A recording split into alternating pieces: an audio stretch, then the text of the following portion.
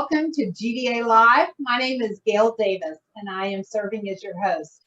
Today, we are going to talk about how to create collaboration with your team and how to have the best possible, most interactive virtual meetings. Today's program is going to be very interactive with lots of take-home value.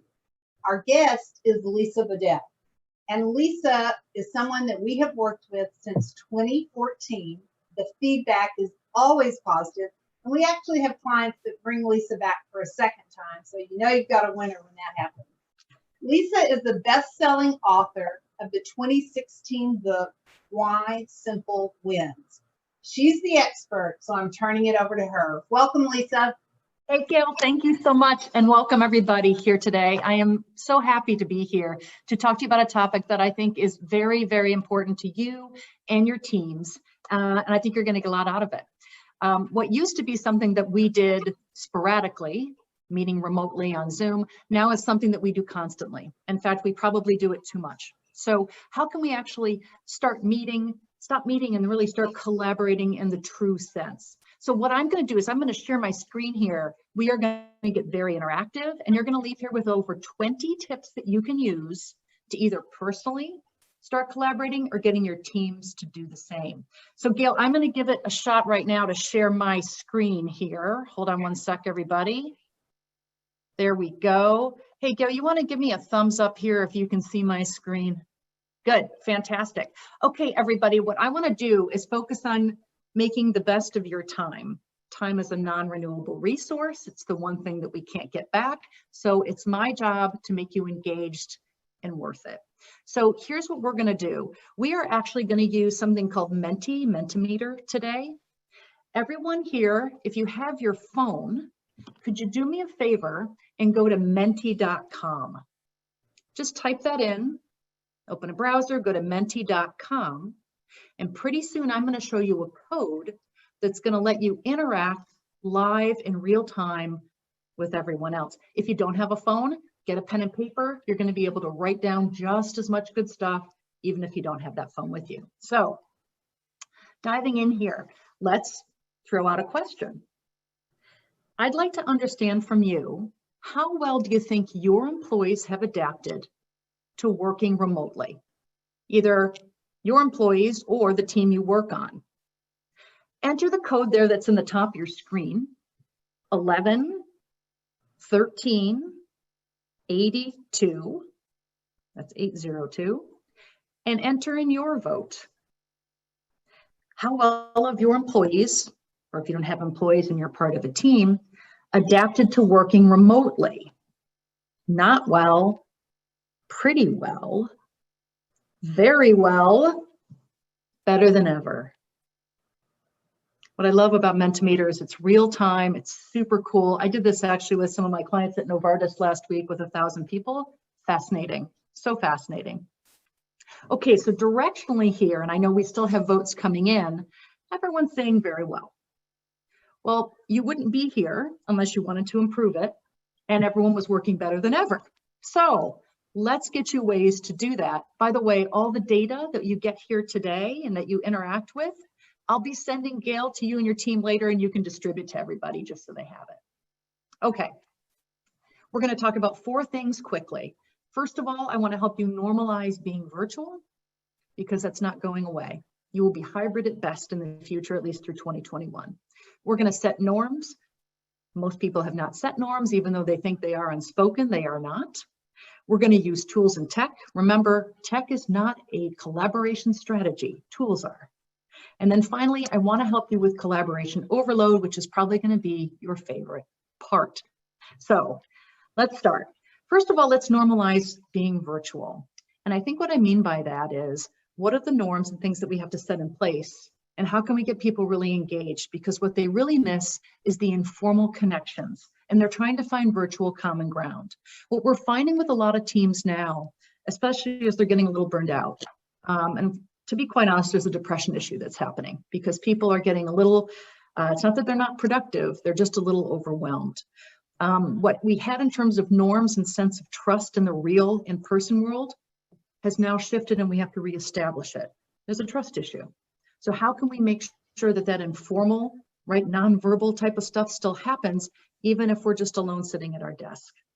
So the first thing that might seem obvious is I really want to strongly encourage people to make using video the norm. And the reason why is when we were in the real world, right, all working together, you didn't come into a conference room and have half the people sitting at the desk and the other half under it. So you want to make sure that you have a norm where you have everybody on camera or not. The reason I want to talk about having people on video is because of this. Audio is passive, video is active. Video allows you to have nonverbals, to get that sense of trust, to be able to see people and see yourselves, which is really great, especially when you're talking about difficult, challenging things. We know when people actually are on video, they are 27% more engaged than when they are not. It's, first of all, they're not allowed to multitask as much, right? It's bad form. And also it makes them more engaged because they're looking at other things and they're looking at themselves. There was really great social psychology research that was done in Chicago, my hometown. And they did it in bars, these social psychologists. And what they found was very interesting in terms of people's behavior. People behaved better in the bars where there was a mirror right at the back of the bar behind the bartender. The reason why was this. Well, first of all, the results were people were better behaved. They were more polite. They ordered more. They were more patient with the bartender, and they were less drunk, which is great for most of our meetings, by the way, because they not only could see how they were interacting among people, but they saw their own behavior in the mirror. And that's what video does too. When we're on a conference call, half the time we're looking at our team. The other half we're looking at ourselves. So being able to do that and making it a norm is very important for many social reasons. The other thing we want to do besides just using video is getting people comfortable with their space. You know, I live in New York City, actually just outside of it. I have a home, I have a lot of different places, my own office that I could sit and have a really great conference call. A lot of your team might not, and they might feel very awkward about having to have a conference call in their bedroom. Right? It's kind of weird. So how do we normalize that? I have a really good friend at Fidelity that gave me some advice around giving people garden walks. They give field trips of their own homes. He places stuff on his back wall that are conversation pieces so people can get to know him more personally. Because if we don't have those informal interactions anymore, we have to create them for others and make our homes more normal. He also does some fun things, which you guys have probably done, which is every Friday they come up with the craziest background they can come up with. He's also sent swag to his team that they have different virtual parties or ways to rally around and build a cohesive culture. Those things seem silly, but they're not, because we're trying to build trust. Okay, that's number one, normalizing being virtual. Number two, what are those norms that we need to set around being virtual? I would bet if I did a survey right now and I said, how many of you have articulated explicit norms around how you'll communicate while working remotely? Most of you would have to say you don't have them. You think you do because they're assumed, but you don't have them explicit. Let me give you some hints of what you should do in terms of putting out guidelines or even mandates for people so we all behave the same way. The first thing is, how do we want to tell people when to use email versus meetings versus the phone, right? We're all zoomed out. What are you going to do about it, right? I run a simplification and innovation business. My team is small. We're zoomed out. So first of all, think about email is for information, meetings are for decisions, phone calls are for quick, informal interactions. How can you shake up your communication style to embrace all of those? I also want to encourage people now to get more focused with your meetings. How can you change using your agendas to be more hard-hitting and specific? One of the things we recommend and have seen our clients, like at Pfizer and Novartis do, is rather than saying what the subject is in the subject line, put the question in the subject line that you're trying to answer. That gets people focused up, and it makes you really think about what are you trying to accomplish in a meeting, right? So making a question, not just a subject. Also, putting guidelines down for defaults for standard meetings. Not every meeting, not every strategy meeting versus status meeting, but in general, because everyone likes to argue with me that you can't have one set standard meeting. I would try and make 30's the new 60, 15's the new 30. So if you can make 30-minute your default, go for it, right? Change the frequency. The other thing I would say to people is you've got to change your language. because everything has become background noise. I really don't pay attention when people talk to next steps anymore. I'd rather have somebody say, what were the decisions that we just made? Because that makes accountability and make sure that we're all aligned before we get off a call. Okay, that's the second thing. Now let's move to the third. Pick up your pencils, get ready to interact, because this is where I'm really going to give you some great personal strategies you can use. Okay, one of the things I want you to think about is most meetings are horrible, right? It hasn't really changed since we went from in-person to remote. They still suck. So here's something really interesting. Here's the arc of a typical meeting from a manpower study that was done. Over the course of about 60 minutes, it starts with really high interest, and quickly, in less than 10 minutes, it falls off a cliff. Every time we're excited, this meeting's gonna accomplish something. No, it's not. This one sucks too. And it only goes back up at the end because we're excited the meeting's almost over. What you really want from someone running a meeting, or frankly, from a really good keynote presenter, is you can't do the same thing you used to do on stage. You've got to interact and reset constantly. It's about resets. So every 5 minutes, and this isn't just entertainment, you have to engage. And how we're going to do that is in some really interesting ways. Let me show you how. First of all, I'm going to ask you a question. Why don't you tell me, how do you right now effectively or creatively engage with your teams remotely? Just give me an answer. Is it, I don't know, no meetings Friday? You have Crazy Hat Wednesday? You guys have virtual cocktail parties? Share with your peers here, what are some cool things you do to help people better engage and collaborate remotely? I'm going to enter in mine right now too. We share pics of our pets. Hey, here's a funny one I heard from someone last week. Everyone had to run to the cupboard and share a picture of their most expired food that they had in their pantry, which I thought was pretty good. Pictures of our pets. What else do you have? Let's keep going. Virtual happy hours, that's another good one. Icebreakers, I love. I was on a cool call that had a chef and I prepared a meal. Oh, I love it. That's fantastic. So these are some kind of episodic and fun ways we can get going. But how can we do that on an ongoing basis with things that also are serious? Start the meeting with positive personal exemplars. That's great.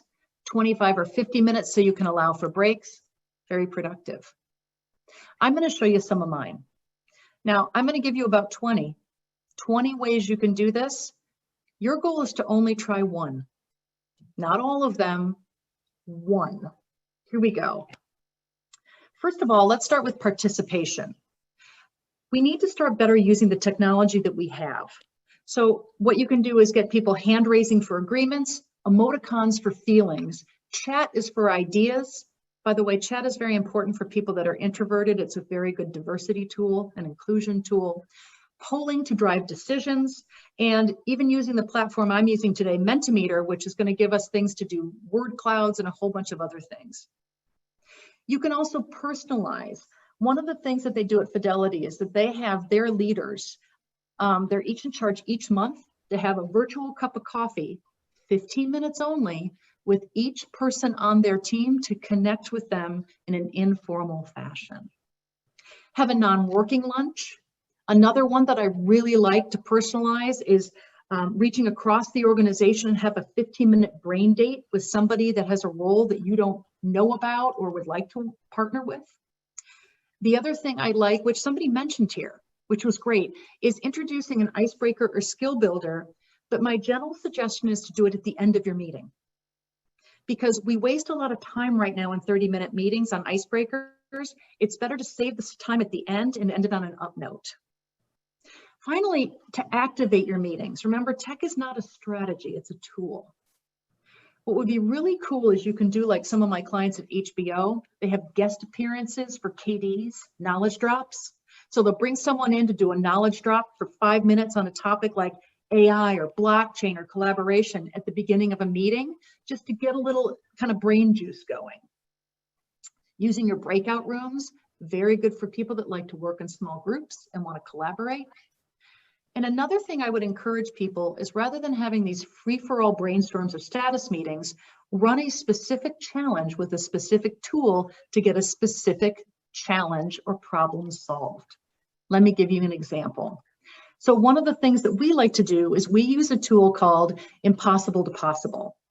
In advance, you tell people what the challenge is you're trying to solve. It'll never be possible for us to, I don't know, come up with a product remotely. And you list individually all the things that are impossible and why that thing can't happen. You then are in charge of exchanging your impossibles with another person on your team. They have to solve the impossibles and make them possible. And then you get on a team meeting and everyone presents the possibles that they came up with. The reason for doing this is called cognitive distance. We are better at solving other people's problems and getting further away from our own. So tools are fantastic. Only a couple more things here, and I want to end with this last bit of advice. Avoiding collaboration overload. This is probably the biggest one that we have an issue with right now, and I want you to think about how you can do less and more meaningful. So here's this. First of all, you can follow in the footsteps of Cleveland Clinic mini meetings. What they did is they said, look, we can't get rid of meetings. And it doesn't do us any good to have a meeting only or meeting free Friday. Why don't we just have smaller agile meetings? And they do 5-minute sprints every morning and call it a day. Next is having 30 is the new 60. Another one is doing a meeting audit. I would recommend to everybody to declare meeting bankruptcy, get rid of all your meetings on your calendar, audit all the ones that you do weekly, monthly, annually, and convince each other why that should go back on the calendar. Sprint did this and they got rid of 18% of their meetings. Set meeting only days rather than meeting free days. Why do we only have one day a week that's meeting free? Why don't we just have one day a week where we have meetings? And then finally, 2 other suggestions I have for people is doing drop-off meetings. It's a much better way to get everybody involved on the biggest topics at the start, and then like a carpool, people drop off at each stage as they're needed less. The best companies I know also do something called uninvite. They uninvite people to meetings because their time is too important. You're not invited, don't worry about it. So now I want to ask all of you, we just normalized, we wanted to set norms, we wanted to use tools for engagement, and we want to now stop doing things. My question for you is, which tip here do you want to try first? I'm going to give you one last word bubble. Which tip will you try first? And type that in for me now. Hold on, I'm just plugging in my computer, everybody.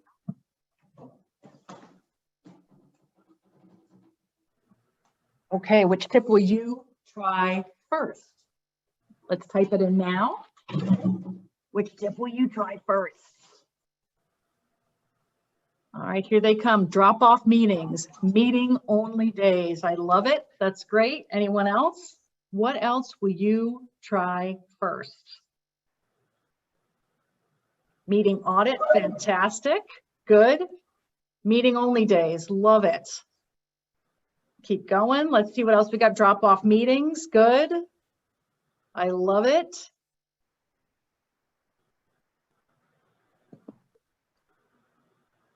Okay, great. Keep going. 30 is the new 60. Emoticons for feelings. Thank you. Challenges to solve. Boy, it looks like meeting only days is becoming the front runner, Gail, here. This is pretty interesting. Good. Drop off meetings. Excellent. Emoticons for feelings. Excellent. Okay. So this is interesting. Clearly what I would say with this group, or if I was doing this with a client, meetings obviously are the issues and we want to be able to get rid of them. And I'll be sending this to everybody. Well, here's what I want to say to everyone here. How can I help you better collaborate and work more remotely based on this presentation? I'd love you now to enter in any questions or comments. And I'll take some questions, Gail, if that's okay now, on this topic. How can we start getting better in terms of not meeting, but collaborating? And what kind of questions do you have for me around these tools?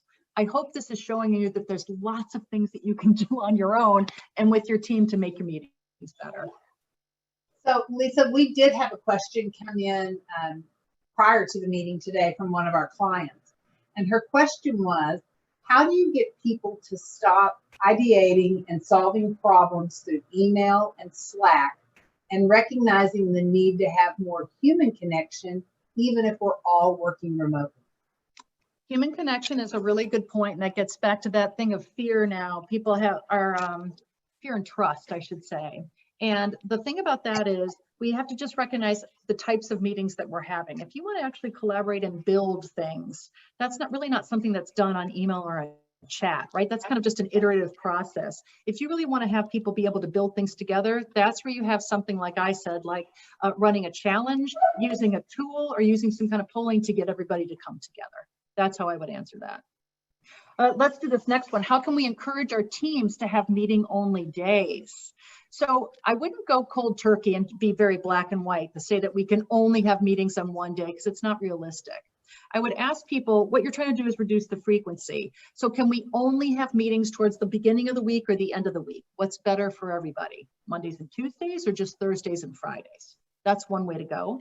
Another way to do it is only have them in the mornings or only have them in the afternoons. So for example, at FutureThink, we only have meetings that are after 3 o'clock if they're internal meetings, so we can have the first part of our day to get things done. So there's lots of ways to look at it. You don't have to be too extreme to get people on board, and eventually they'll be able to stretch a little bit more, which is great. Gail, I got another one here actually in terms of collaboration. Okay. What are examples of other tools you have to run challenges? So another one that we always love too is if you can't get people to come up with more ideas, one thing you can do is actually get rid of things. And we do something called Kill a Stupid Rule.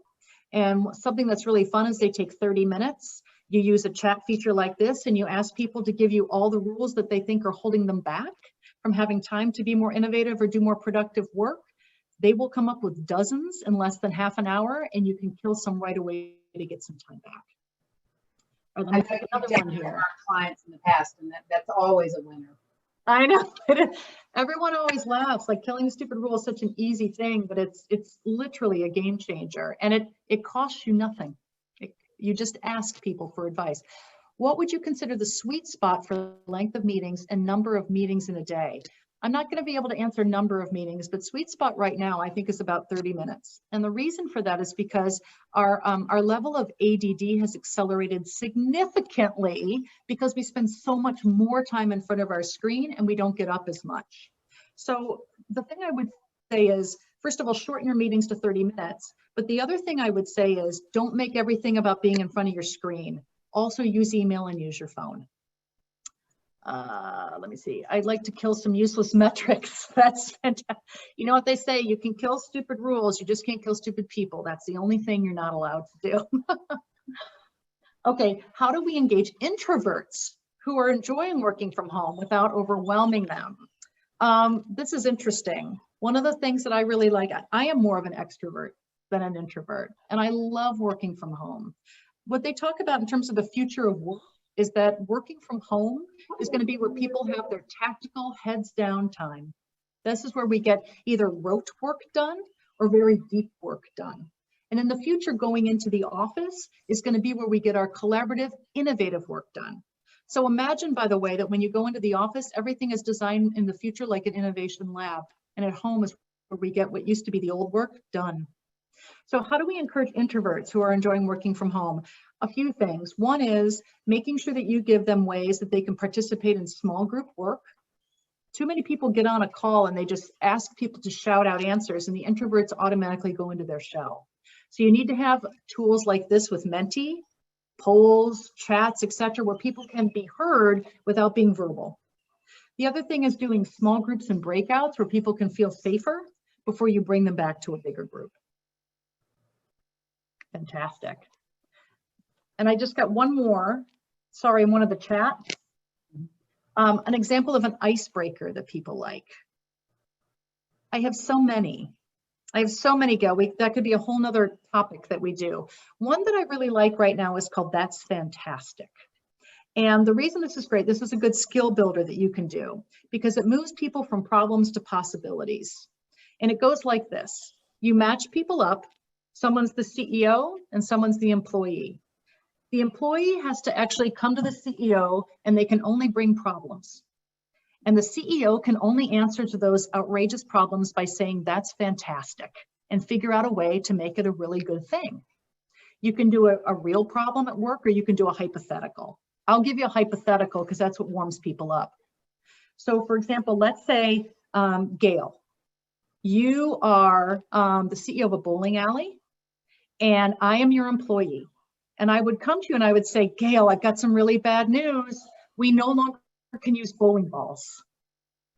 And That's Gail, fantastic. Right, that's fantastic. But you would have to answer with like, that's fantastic. You know what? I've always wanted to reinvent this game, and this is going to force us to come up with a virtual video game that doesn't involve a bowling alley or bowling pins. This is the best thing that's ever happened to us. So using this kind of that's fantastic as a skill builder or icebreaker will help people get more agile and positive when they're not just using it, like in a real world technique. Lisa, I've also heard you talk about mini mindsets. Yes. Talk a little bit about that. Yeah, mini mindsets, I was talking about how we all have ADD. And what's really interesting about it is I think that people now, accelerated learning is much more of a thing. We don't have time for full day training. It's very hard for people to attend full day events. So the more accelerated we can be, 30 is the new 60, 15 is the new 30, the more people will be engaged. The other thing about a mini mindset is making sure that you're using people's time to be more productive. So whereas in the past we got a lot of theory, I think now people need to actually move to solutions more quickly. So to me, what the mini mindset is, rather than trying to teach them 5 things, we're going to focus on 1 skill, 1 tool, and 1 minute. So that's what we're trying to do, is we're not just trying to compress, but we're trying to be more focused. So Lisa, can you talk just a little bit about this tool that people may have experienced for the first time today? The attendees log on to Mentee, but as the presenter, are you on Mentimeter? I am. Yeah, I use Mentimeter as an interactive platform for all the presentations that I give virtually, because I think everyone, that's my dog, everybody. I think everybody has ADD, and I think what they want to do is have some more interactivity. So Mentimeter, you put your PowerPoint presentations into it, and then you get interactivity, and you can choose the different templates that you want. And they can do from word cloud, from polling to awards. You can do game shows, all kinds of things. And you have to have a subscription, but it's just one of many things. The future is Zoom and Teams are platforms. What I'm showing you here are interactive tools to get audiences engaged. So what used to work on stage where people could just talk to people, we have to be much more engaged and think about how we can get everyone collaborating even while we're presenting. Perfect. Oh my gosh, you've given me so many ideas. I love it. And what we're going to do this week is what we've done in the past, and that is honor those of you who scheduled only 30 minutes and give you an opportunity to drop off, a new term I learned today. But any of you who plan events that want to stay on, Lisa's going to hang behind for after the show, where she's going to share some fundamental best practices, things she's seeing work in planning, not so much meetings like we talked about today, but actually virtual events. So if you want to stay on for that, it's just going to be a few more minutes. In addition to that, we'll be doing this again live with GDA on October 12th with Kurt Steinhorst. And Kurt is really great. He's a person who has battled with ADD personally and professionally, and he really focuses on attention distractors. So it'll be a nice thing to come right behind Lisa, I think, dealing with people that are struggling with their focus and how to keep it during this time when we're all working remotely. So thank you to everybody that joined us. And for those of you that want to stay behind, the question I always like to lead with, Lisa, is what are the best practices you're seeing that are working when corporations or organizations are planning virtual events? So I'm really glad that you said that. I think one of the issues with virtual events right now is people think that it's just having another Zoom presentation. I think a few things. One is making it multimedia. So doing something like this in terms of interactivity is an absolute must. I think making sure that you have a presenter that understands with people, you need to work with large and small groups. I think the other thing about the presentations right now is they need to move quite quickly from theory to practice. I do see a lot of impatience and fear from people, and they want to be able to know how to get things done because they feel alone. Remember, they're at home alone. They're not with their teams anymore. So if you can have a presentation or an event that really gives people some practical ways to collaborate with others, I think that's going to be a big thing too. The other thing with events is I think they've got to rethink what used to be an hour keynote, and I would really think about having 15 and 30-minute presentations. People want fast action, and they're having a hard time sitting on their butts for a long time. So the more creative you can be about that, the better. Okay, great. Any pitfalls that planners should avoid? I mean, I guess in a way you address those, but any others you can think of? Yeah, I really think one of the things that I like about what you said is, well, one, not planning it too long. Two, not having, missing out on the interactivity. If it doesn't have interactivity in the presentation, people will tune out. I think having things that people can take away from it after is also very important. So I want to be able to just watch it, but then if I can get a copy of it, or recording of it, or something right after, like here, like the word cloud, that would be really helpful and important to me too. So I want to put you on the spot, but are you willing to meet with clients to give your input or understanding what it is they're trying to accomplish, and then maybe offering like, oh, I've seen this over here, I've seen that over there, or why don't we do this? Do you collaborate with the event planner to put it together in the best way possible? Yes, we do. And I thank you for asking it. One of the things that we'll say is, if it's a small group, we'll have much more, for example, if this was only 8 or 10 people, I would have had everybody on camera and we would have had more live discussion because it would have been easier to interact that way. For large groups of 1,000 plus, like I did with Novartis, I would have used a lot more of this interactivity so I could bring everybody into the conversation as well as introverts and be more inclusive. So group size has a lot to do with it. It also depends on the topic.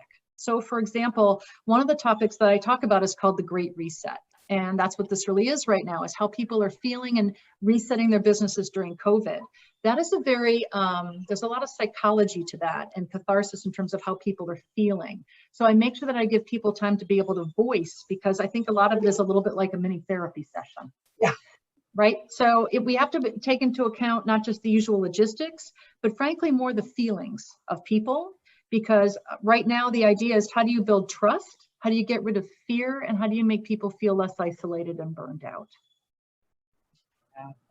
It's a big ask, but I do think it has been fun for all of us to come together to try to reinvent what the gold standard is. And I would love to, I'd be interested to hear from other people in the chat, but two things that cross my mind. If we're remote, obviously it's about, really taking into account the interactivity and the group size in terms of the platform that you use. However, I don't think that's going to go away. And in the future, it's going to be hybrid. So I can imagine myself being on stage, but having to do a very similar thing here with the remote group. That was happening already. Now, the good news, frankly, it's just more accelerated.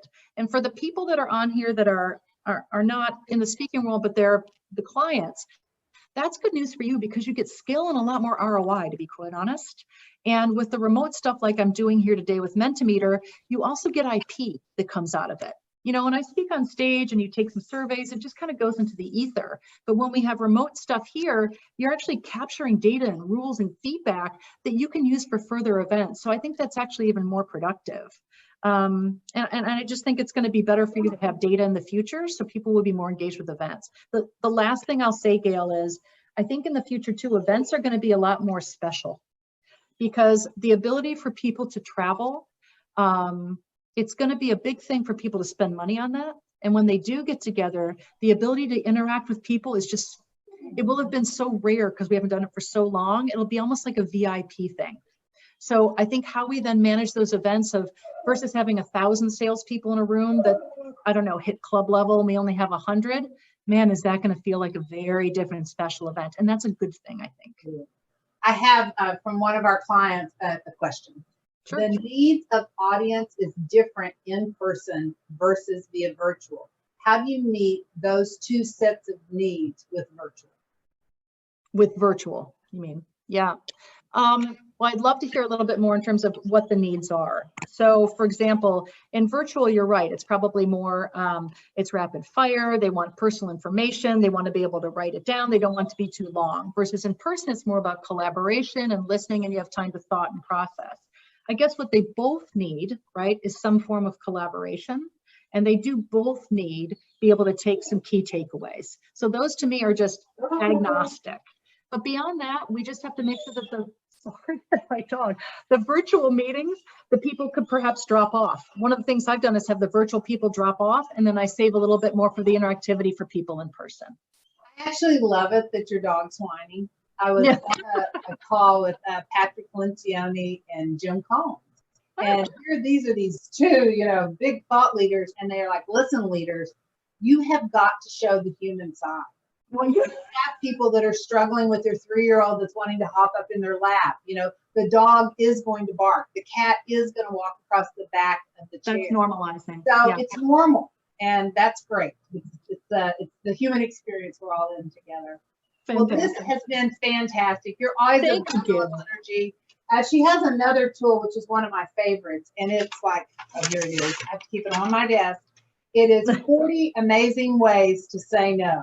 A time to stop wasting time on unnecessary things and take your time back. So, you know what, Gail, if you want, well, let's do this. Let's give it to everybody that was here today. So we'll send it to you, and then you can send it out to everyone. And that, as long as they share with you the ways, well, hopefully they'll say yes to you, but that they say no at work, that's fantastic. I'll send it over. That's great. Okay, that would be great. And for any of you that have joined us today, I can see some of my friends who, I know Elaine's on here from SP Richards, who you've spoken to in the past. And so for anyone, though, that is interested in exploring doing something with Lisa, give us a call. The one thing about virtual, people are creating meetings they didn't even know they wanted to have, and they're doing them on a very short time window. So if you need help and you think Lisa's a fit, give us a call. Thanks, everybody. I hope you learned something. Gail, you're awesome. Thank you. Bye-bye. Okay, thanks, everyone.